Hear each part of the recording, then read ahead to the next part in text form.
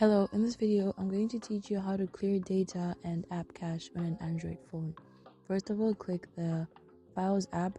When you get there, click the Manage Storage. When you get here, for you to delete data, you can either delete it from the recycle bin, or you can delete unused apps or duplicate files. In this video, we're going to delete data from large files, so you're going to click on Large Files. Click on the data that you'd like to delete.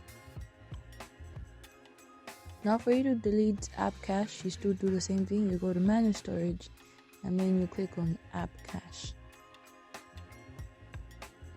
Once you click on App Cache, select the items that you'd like to delete the app cache from. In this video, we're going to select all. After you select all, click on the bottom, Clear Cache for 170 apps. And there you have it. That's how you delete app cache and delete data from an Android phone. If you found this video any helpful, don't forget to like, comment, and subscribe. Have a good